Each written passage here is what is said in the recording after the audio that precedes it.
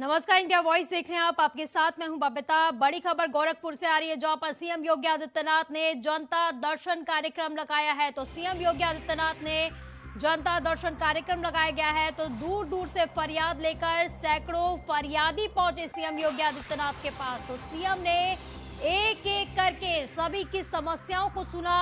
गोरक्षनाथ मंदिर में ये जनता दर्शन कार्यक्रम लगाया गया है, तो एडीजी, मंडलायुक्त समेत कई अफसर मौजूद रहे इस दौरान।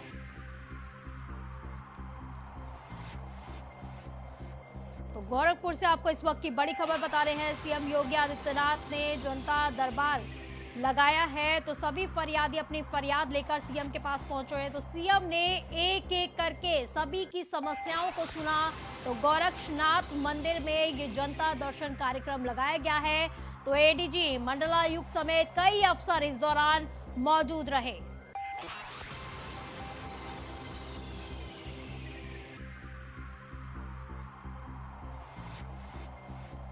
तो गोरखपुर से इस वक्त की बड़ी खबर आपको बता रहे हैं। सीएम योगी ने जनता दर्शन कार्यक्रम लगाया है, तो आज सभी फरियादी जो है अपनी सैकड़ों फरियाद के साथ पहुंचे हैं। तो तस्वीरें आपको दिखा रहे हैं एक एक जनता की, उन्होंने एक एक समस्याओं को सुना। तो सभी लोग वहां पर उस समय मौजूद थे, मंडलायुक्त वहां पे मौजूद थे। तो तस्वीरें आपको गोरखपुर से दिखा रहे हैं, जहां पर आज फरियादों की फरियाद को सुना गया है। तो वहीं सीएम योगी आदित्यनाथ ने इसको लेकर अधिकारियों को भी आदेश दिए हैं कि सभी फरियादों की समस्याओं को सुना जाए। जितनी भी जनता है, एक जनता दरबार हर हफ्ते लगाया जाए और सभी जनता की समस्याओं को सुना जाए और जल्द से जल्द उसका निराकरण भी किया जाए। तो वहीं आपको गोरखपुर में बता दें कि गोरखपुर में भी आज जनता दरबार लगाया गया है, ये कार्यक्रम हुआ है। तो आज सीएम योगी आदित्यनाथ ने सभी फरियादियों की फरियादों को सुना, उनकी समस्याओं को एक एक करके सुना। तो दूर दूर से फरियादी आज सैकड़ों अपनी फरियाद लेकर आए थे। तो इसी पर ज्यादा जानकारी के लिए हमारे संवाददाता आशीष शाही हमारे साथ जुड़ गए हैं। तो आशीष, आज सीएम योगी आदित्यनाथ ने जनता दर्शन कार्यक्रम में सभी फरियादियों की फरियादें सुनी है।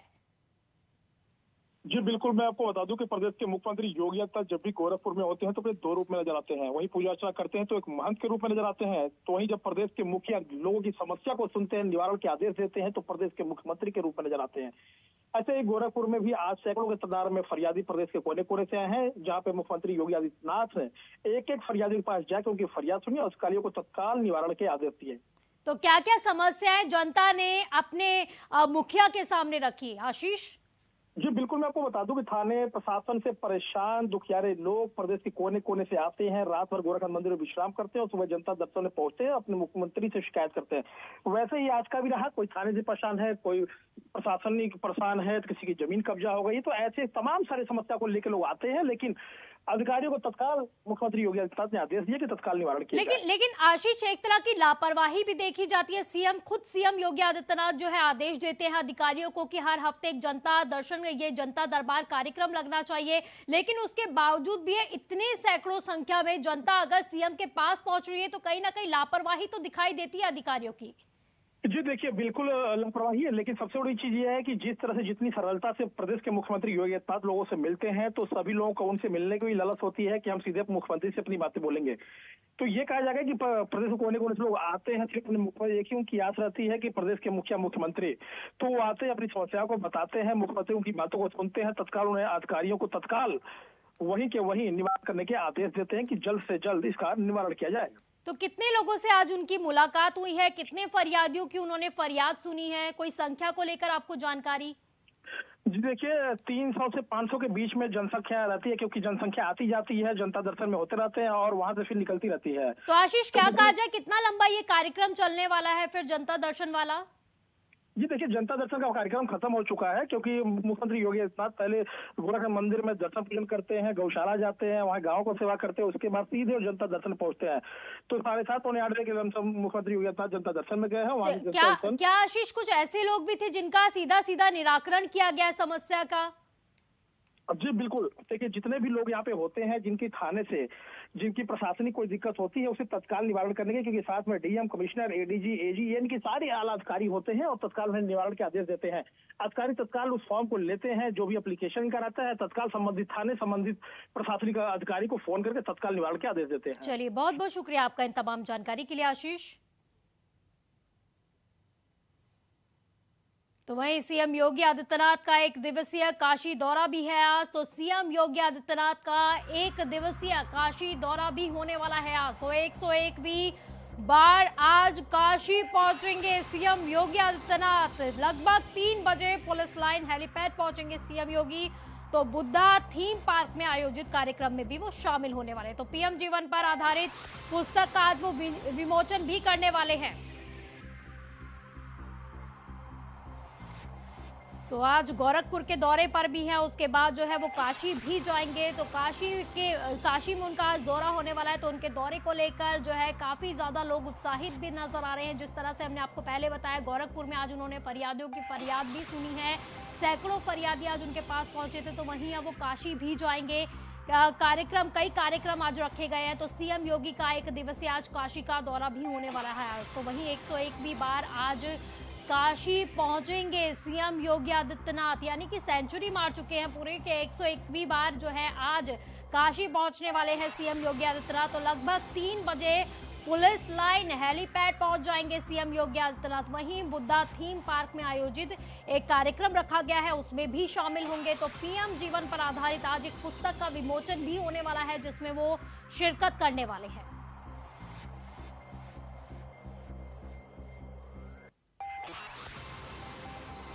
तो आज बाढ़ग्रस्त इलाकों का भी वो दौरा करेंगे, सर्वेक्षण किया जाएगा, हवाई सर्वेक्षण किया जाएगा। इसके बाद जो है स्थलीय निरीक्षण भी करेंगे वो। साथ ही जो बाढ़ग्रस्त जो कैंप है, जो इलाके हैं, वहां पर भी वो जो है जाएंगे, निरीक्षण करेंगे, लोगों से मुलाकात करेंगे, राहत किट बांटेंगे। इसी के साथ ही गोरखपुर में आज उनका और भी कार्यक्रम होने वाला है। तो गोरखपुर के बाद वो सीधे काशी में जाएंगे। तो सीएम योगी आदित्यनाथ का आज काशी का दौरा भी है। तो 101वीं बार आज काशी पहुंचेंगे, यानी सेंचुरी मार चुके हैं पूरे। तो 101वीं बार आज काशी पहुंचने वाले हैं सीएम योगी आदित्यनाथ। तो वहीं लखनऊ से इस वक्त की बड़ी खबर आपको बता रहे हैं। निकाय चुनाव को लेकर जिला स्तर पर बीजेपी की आज बैठक होने वाली है। तो लखनऊ से इस वक्त की बड़ी खबर आपको बता रहे हैं। निकाय चुनाव को लेकर जिला स्तर पर बीजेपी की आज बैठक होने वाली है। तो फर्जी मतदाताओं के नाम हटवाने पर आज रणनीति तैयार की जाएगी, क्योंकि कई बार फर्जी मतदाताओं को लेकर शिकायतें आ चुकी हैं। तो इसको लेकर भी अब रणनीति तैयार की जाएगी कि किस तरह से फर्जी जो मतदाता है उनसे जो है उनको हटाया जाए इससे। तो फर्जी मतदाताओं के नाम आज हटवाने पर रणनीति तैयार की जाएगी। तो मतदाता सूची में नाम जुड़वाने पर भी आज चर्चा की जाएगी, मंथन किया जाएगा। तो 20 अक्टूबर से मतदाता सूची पुनरीक्षण अभियान शुरू हो रहा है। तो बैठक में प्रभारी, सह प्रभारी, संयोजक, सांसद और विधायक भी शामिल होने वाले हैं। तो वहीं आपको ये भी बता दें कि मतदाता सूची और बूथ प्रबंधन पर भी आज चर्चा हो सकती है। खबर वाराणसी से है, जहां पर कार्बन डेटिंग मामले में आज सुनवाई होने वाली है। तो वाराणसी से इस वक्त की बड़ी खबर आपको बता रहे हैं। कार्बन डेटिंग मामले में आज सुनवाई हो सकती है। तो आज जिला जज सुना सकते हैं अपना फैसला। तो आज सुनवाई होगी और कहा जा रहा है कि आज ही फैसला वो सुना सकते हैं। तो कथित शिवलिंग के कार्बन डेटिंग पर आज फैसला आ सकता है। तो मुस्लिम पक्ष ने पिछली सुनवाई में अपना पक्ष रखा था। तो वजू खाने में मिले कथित शिवलिंग की कार्बन डेटिंग की याचिका दाखिल की गई थी। तो एक महिला वादी राखी सिंह और मुस्लिम पक्ष ने याचिका के खिलाफ की आपत्ति भी दर्ज कराई थी। तो जिला जज अजय कृष्ण विश्वेश दोपहर बाद अपना फैसला सुना सकते हैं। तो वाराणसी से इस वक्त की बड़ी खबर आपको बता रहे हैं। शिवलिंग को लेकर जो कार्बन डेटिंग का जो इसमें कहा जा रहा था कि कार्बन डेटिंग जांच होनी चाहिए, तो आज उस पर फैसला आ सकता है। तो वाराणसी से इस वक्त की बड़ी खबर आपको बता रहे हैं। कार्बन डेटिंग मामले में सुनवाई हो सकती है आज। तो आज जिला जज अपना फैसला भी सुना सकते हैं। तो कथित शिवलिंग के कार्बन डेटिंग पर आज फैसला आ सकता है। तो मुस्लिम पक्ष ने पिछली बार सुनवाई में अपना पक्ष रख दिया था। वजू खाने में मिले कथित शिवलिंग कार्बन डेटिंग की के लिए याचिका दाखिल की गई थी। तो आज उस पर सुनवाई होगी और कहा जा रहा है कि आज इस पर फैसला भी सुनाया जा सकता है। वहीं आपको बता दें कि एक जो महिला वादी थी, क्योंकि अब हिंदू पक्ष में भी अब दरार आने लग गई है, क्योंकि जो बाकी वादियां हैं वो ये चाहती है कि कार्बन डेटिंग होनी चाहिए, तो वहीं एक जो महिला वादी है राखी सिंह, वो इसका विरोध कर रही है। तो वहीं मुस्लिम पक्ष भी इस याचिका के पूरी तरह से खिलाफ दिखाई दे रहा है। तो वहीं आज जिला जज अजय कृष्ण विश्वेश दोपहर बाद अपना फैसला सुना सकते हैं कि क्या इस शिवलिंग की कार्बन डेटिंग हो सकती है या फिर नहीं।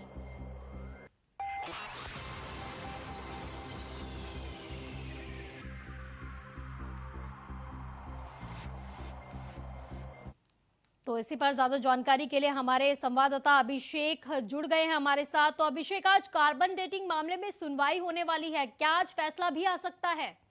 बिल्कुल संभावित है फैसला, क्योंकि पिछली सुनवाई पर मुस्लिम पक्ष ने अपनी ओर से जो तर्क देने थे उन्हें इस याचिका के विरोध में वो तर्क अपने रख चुके हैं। और अब आज संभावित है कि फैसला जज अजय कृष्ण विश्वेश जो है वो अपना फैसला सुनाए कार्बन डेटिंग को लेकर के। जो प्रमुख 4 वादी महिलाएं थी उनकी तरफ उनके वकील विष्णु शंकर जैन और हरिशंकर जैन की तरफ से कार्बन डेटिंग और उसके आकार प्रकार को लेकर के जांच कराने की बात कही गई थी, जिसके ऊपर में मुस्लिम पक्ष समेत जो वादी पक्ष की एक महिला है राकेश सिंह, उनकी तरफ से आपत्ति दर्ज की गई थी, जिस पर सुनवाई लगभग पूरी हो चुकी है। आज संभावित है कि फैसला इस पर आ जाए कि उस पूरे इलाके की या उस जो कथित शिवलिंग है उसकी कार्बन डेटिंग होगी या नहीं होगी। लगातार इस पर बहस चल रही थी और पिछली सुनवाई पर भी मुस्लिम पक्ष ने अपनी ओर से कड़ी आपत्ति दर्ज की थी, क्योंकि उनकी तरफ से साफ तौर पे कहना था कि अगर दर्शन पूजन का अधिकार मांगा गया है तो आपने मान लिया, तो इसमें फिर जांच कराने की क्या आवश्यकता है। क्योंकि जी अभिषेक, तो सुनवाई कितने बजे शुरू हो जाएगी इसकी? देखिए, ये दोपहर बाद 2 बजे के बाद, लंच के बाद ही इस पर लगातार सुनवाई होती है। जिला जज अजय कृष्ण विश्वेश जो है, चूंकि सुप्रीम कोर्ट के निर्देश के बाद ही ये सुनवाई यहाँ शुरू हुई है। पोषनीता के मामले पे पहले फैसला आया था कि केस सुनवाई है, तो वो दोपहर के बाद ही जो डिस्ट्रिक्ट जज है अजय कृष्ण विश्वेश, उनकी अदालत में दोपहर के बाद ही सुनवाई शुरू होती है। जी, तो क्या कहा जाए, जो पुरातात्विक जो होते हैं, वैज्ञानिक होते हैं, उनसे भी राय मांगी जाएगी? क्योंकि एक तरह से बताया जा रहा है, क्योंकि काफी पुरातात्विक वैज्ञानिकों का ये कहना है, क्योंकि जिस तरह से वादी जो है महिलावादी राखी सिंह इसके लिए विरोध कर रही है, वहीं पर पुरातात्विक जो वैज्ञानिक है उनका भी कहना है कि पत्थरों की जो है कार्बन डेटिंग नहीं हो सकती है। देखिए, अभी आपको बता दूं कि इसमें किसी तरह के वैज्ञानिक पद्धति या किसी वैज्ञानिक की राय अभी तक इसमें नहीं ली गई है। अभी ये सिर्फ और सिर्फ पक्षकारों के बीच का मामला बना पड़ा है कि कुछ लोग विरोध कर रहे हैं, कुछ लोग समर्थन में है। क्या कहा जाए अभिषेक, इसका भी नुकसान हिंदू पक्ष के लोगों को हो सकता है, क्योंकि दो फाड़ होते हुए नजर आ रहे हैं। क्योंकि एक तरफ जो है महिलावादी जो राखी हैं वो कह रही हैं, इसका विरोध कर रही हैं कि इसकी कार्बन डेटिंग नहीं होनी चाहिए, वहीं दूसरी तरफ जो बाकी महिलावादी हैं वो कह रही हैं कि इसकी कार्बन डेटिंग होनी चाहिए। तो क्या कहा जाए, इसका नुकसान हो सकता है उन्हें? देखिए, जैसा मैंने निश्चित तौर पे बताया कि हिंदू पक्ष के भीतर में ही 2 फाड़ है, 2 राय है इस चीज को लेकर के। एक पक्ष ये कहता है कि हम उससे हमारी धार्मिक भावनाएं आहत होंगी और जो हमारा शिवलिंग है उस शिवलिंग को नुकसान पहुंच सकता है। दूसरा पक्ष कहता है कि नहीं, अगर तथ्यों के आधार की बात की जाए, तथ्य बनाने की बात की जाए, तो उसके आधार पर किसी भी वैज्ञानिक तरीके से इसकी जांच कराई जानी चाहिए। लेकिन अभिषेक जिस तरह से सामने आ रही है चीजें, क्योंकि जो राखी के जो वकील है वो कह रहे हैं अगर वाराणसी से कार्बन डेटिंग की बात सामने आती है, अगर इस पर फैसला सुना दिया जाता है, इसके हक में फैसला आता है, तो वो इस फैसले को जो है आगे जाके चुनौती देंगे हाई कोर्ट में। निश्चित तौर पे देखिए, लोअर कोर्ट में चल रहा है मामला, और लोअर कोर्ट में मामला जो भी चलेगा तो जाहिर सी बात है उसके ऊपर 2 पायदान और होते हैं। हाई कोर्ट होता है, सुप्रीम कोर्ट होता है। आप फैसले को आगे चुनौती दे सकते हैं। इसी तरह के एक अन्य मामले में एएसआई सर्वे का आदेश हो चुका है जिला न्यायालय की तरफ से, जिस पर हाई कोर्ट ने रोक लगा रखी है।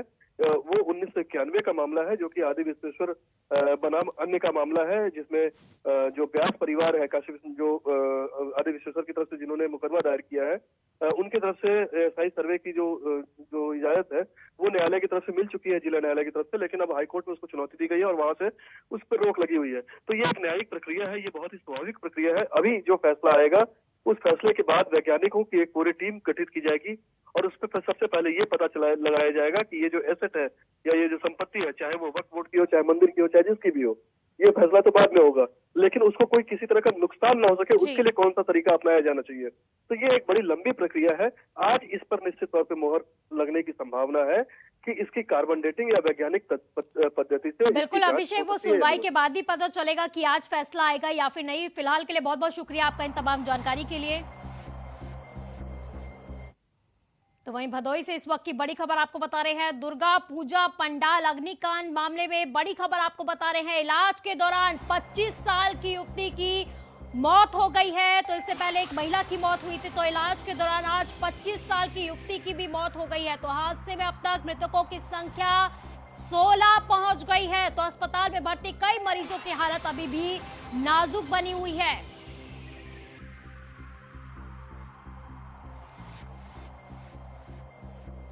तो भदोही से आपको इस वक्त की बड़ी खबर बता रहे हैं। दुर्गा पूजा पंडाल अग्निकांड मामले से जुड़ी ये बड़ी खबर है, जहां पर आज इलाज के दौरान 25 साल की युवती ने दम तोड़ दिया। तो हादसे में अब तक मृतकों की संख्या 16 पहुंच गई है, यानी कि लगातार संख्या में इजाफा होता जा रहा है, लगातार ये संख्या बढ़ती जा रही है। वहीं जो बाकी जो लोग थे जो झुलसे थे इसमें, तो उनका इलाज अभी भी जारी है। तो पूरी तरह से डॉक्टर यही कोशिश कर रहे हैं कि इन लोगों को बचाया जा सके, लेकिन जिस तरह से संख्या का ग्राफ लगातार बढ़ता जा रहा है,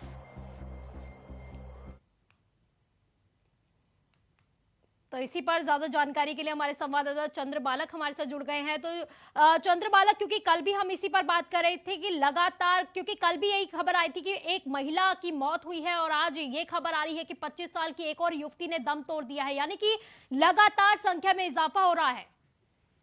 और प्रशासन पूरी तरह से मुस्तैद है कि कहीं से कोई कमी ना आ पाए। मरीजों और तीमारदारों को जो भी व्यवस्थाएं स्वास्थ्य विभाग की ओर से है वो दी जा रही है। मगर क्या किया जाए, जो 60% 50% के ऊपर जो बर्न केस हैं इस समय अस्पतालों में, वो जिंदगी मौत से जूझ रहे हैं। डॉक्टर भी पूरा प्रयास कर रहे हैं, मगर रोज यहाँ जो मामले आ रहे हैं कि रोज कोई ना कोई यहाँ पर मौत के दामन को छू ले रहा है।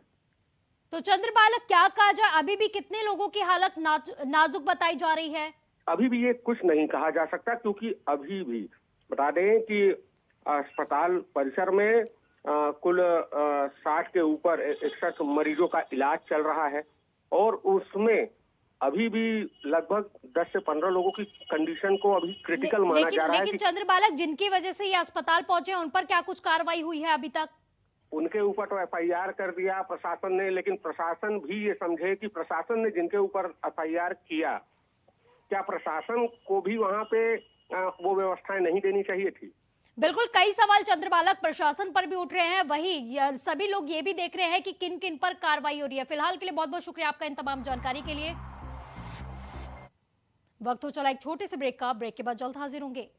ब्रेक के बाद एक बार फिर से स्वागत है आपका। बढ़ते हैं अगली खबर की ओर। तो ईडी के गिरफ्तार किए गए IAS अधिकारी समीर बिश्नोई ने ईडी पर आरोप लगाया है। तो IAS समीर बिश्नोई ने ईडी पर मामला गढ़कर फंसाने का आरोप लगा दिया है। तो वहीं दूसरी ओर समीर बिश्नोई की पत्नी प्रीति बिश्नोई ने DGP को पत्र लिखकर ईडी के अधिकारियों पर फंसा देने की धमकी देकर दस्तावेजों में हस्ताक्षर करवाने की बात भी कही है। तो बड़ी खबर आपको रायपुर से बता रहे हैं, जहां पर ईडी की कार्रवाई पर कई सवाल खड़े हो गए हैं। तो ईडी की कार्रवाई पर IAS ने सवाल उठाए हैं। तो IAS समीर बिश्नोई ने कार्रवाई पर सवाल उठा दिए हैं। तो साथ ही IAS की पत्नी ने DGP को भी पत्र लिखा है और कहा जा रहा है कि उन्हें धमकी दी गई है और जबरदस्ती दस्तावेजों पर हस्ताक्षर कराए गए हैं।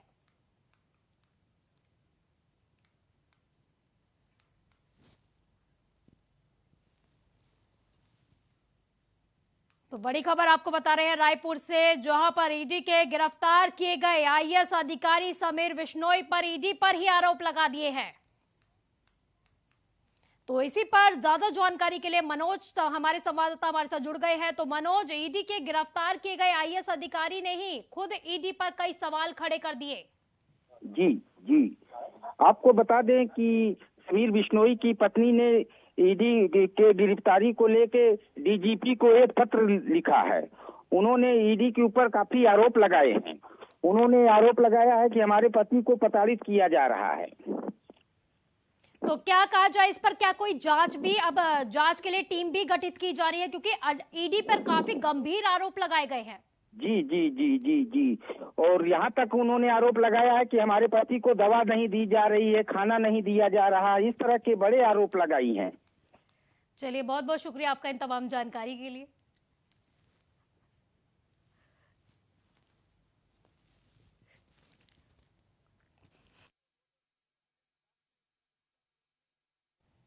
तो खबर नोएडा से है, जहां पर नोएडा के सेक्टर 4 में जीएसटी टीम ने कब्जा बनने वाली कंपनी पर ताबड़तोड़ छापेमारी की है।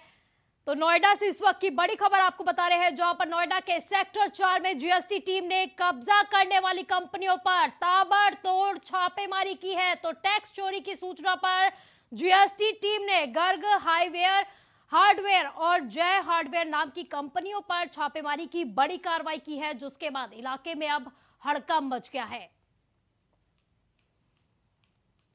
तो नोएडा से ये तस्वीरें आपको दिखा रहे हैं, जहां पर सेक्टर 4 में जीएसटी टीम की ताबड़तोड़ छापेमारी जारी है। तो जीएसटी चोरी करने वाली कंपनियों पर ये छापेमारी की बड़ी कार्रवाई की गई है। वही छापेमारी के बाद जो है अब कंपनियों में हड़कंप मच गया है। तो तस्वीरें आपको नोएडा की दिखा रहे हैं, जहां पर सेक्टर 4 में बड़ी कार्रवाई की गई है। तो जीएसटी टीम ने ताबड़तोड़ छापेमारी की है। तो दो बड़ी कंपनियों पर बड़ी कार्रवाई की गई है। तो जीएसटी चोरी करने पर कंपनियों में छापेमारी हुई है। तो छापेमारी से अब कंपनियों में भी हड़कंप मच गया है।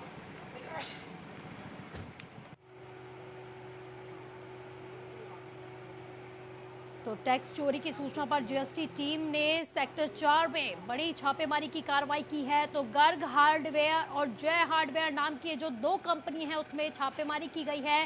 तो वहीं इस छापेमारी के बाद जो है इलाके में हड़कंप मच गया है। तो नोएडा के सेक्टर 4 से बड़ी खबर आ रही है, जहां पर नोएडा के सेक्टर 4 में जीएसटी टीम ने कब्जा करने वाली कंपनियों पर ताबड़तोड़ छापेमारी की है। तो टैक्स चोरी की सूचना मिली थी उन्हें, जिसके बाद ये जो है बड़ी कार्रवाई की गई है। तो जीएसटी टीम सेक्टर 4 पहुंची, वहां पर गर्ग हार्डवेयर और जय हार्डवेयर नाम की दो कंपनियों पर उन्होंने बड़ी कार्रवाई की है। तो छापेमारी की है, जिसके बाद अब इलाके में हड़कंप मच गया है। बुलेटिन में फिलहाल के लिए बस इतना ही। आप देखते रहिए इंडिया वॉइस। नमस्कार।